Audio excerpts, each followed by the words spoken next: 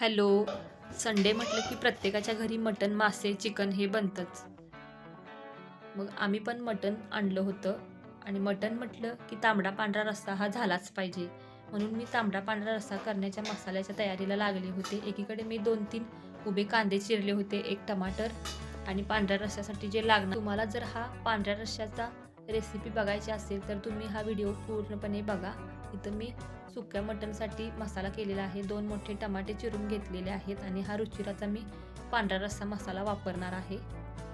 जर तुम्हाला पांढऱ्या रस्स्याची रेसिपी बघायची असेल तर हा व्हिडिओ पूर्णपणे शेवटपर्यंत बघा. एकीकडे मी मटण सुक्कं करण्यासाठी कढईमध्ये कांदा टाकलेला आहे तेलामध्ये. कांदा खरपूस भाजून घेणार आहे आणि इकडे मी मटणाचा स्टॉक तयार केलेला आहे रस्स्यासाठी आणि सुक्कं करण्यासाठी. इथं मी पांढरा रस्सा बनवते आहे.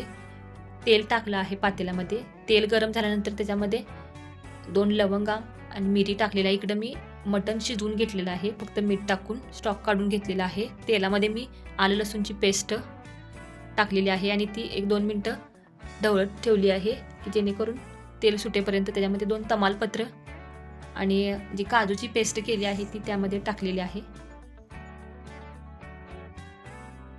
पांढरा रस्सा करताना एक काळजी घ्यायची, जे मसाले टाकतोय ते एक कंटिन्यू असं मिक्स होईपर्यंत हलवत राहायचं. त्याच्यानंतर तो स्टॉक टाकायचा त्याच्यामध्ये. स्टॉक टाकल्यानंतर काजूची पेस्ट आणि जे आपण नारळाचं दूध काढलेलं आहे ते दूध थोडं थोडं टाकायचं आणि कंटिन्यू हलवत राहायचं की जेणेकरून की हा रस्सा फाटणार नाही. आणि लगेच गॅस बंद करायचा आणि चवीनुसार मीठ टाकायचं. रस्सा झाल्यानंतर पांढरा रस्सा उकळल्यानंतर मी इकडं मटणाचं सुक्कं आणि तांबडा रस्सा बनवला की जे वाटण टाकलं त्याच्यामध्ये गरम मसाला, मटण मसाला, कोथिंबीर, हळद, मीठ वगैरे टाकून मी जे स्टॉक काढलेलं आहे त्यातलं मटण टाकलं आणि राहिलेल्या स्टॉकचा मी रस्सा.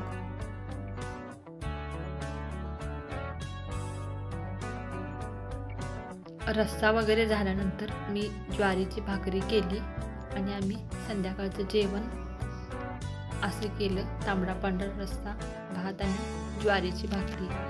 असा होता आमचा आजचा संडेचा दिवस.